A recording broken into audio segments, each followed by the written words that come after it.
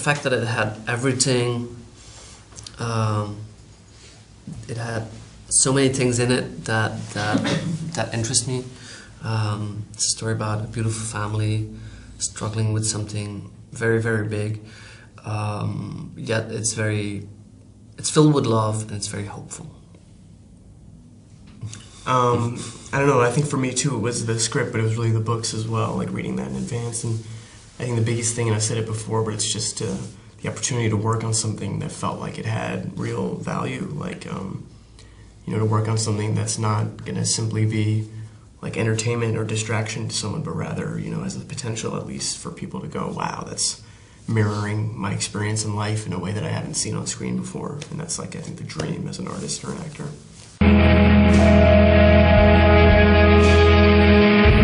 It comes at a very, yeah, I mean, there is a big crisis going on. So it's important, but that wasn't my reason why I wanted to do it. Why I wanted to do it was because I learned from the books that I too had been prejudiced when it came to addiction. We have dealt with addiction in our family in different ways, and we hadn't found ways to deal with it. And this story, reading the original material on which this film is based, made me realize that this film had the potential to, in a very simple way, lay out something very complex, and that it's important because we need to have conversations about it, coming from a place of empathy.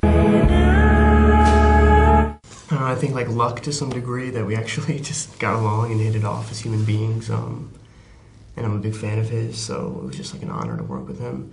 And then Felix encouraged us to rehearse, you know, not encouraged us, we all rehearsed together in the weeks leading up to the shoot, the 3-4 weeks leading up to it, and just spent a lot of time together. But really, like, we got lucky, I don't know, and I'm a son of my family, he's a father of his family, so, and we were like very well guided with Felix, so. But it was clear from the beginning, right? Yeah. They had this chemistry reading, and there was a lot of chemistry.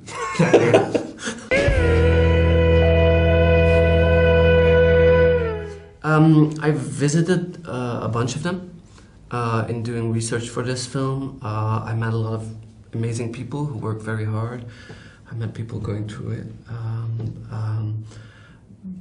But also there were the books that were, I mean, that are so fast in what they describe and what they went through, that was kind of the Bible. I don't know, I think there's like a gratitude to be working at a young age, period. I think like any idea of choosing or like, you know, like strategizing, that's like, you know, that's an actor, you take the work you can get, really. And certainly, like, I made this movie before Call Me By Your Name ever came out. You know, Felix wanted to get someone that was not known at all. That was like an unknown face. So, yeah. That didn't work out. Yeah. But, no, but truly, too, it's like, you know, you want to work with good people, too. Great actors, great directors. Yeah.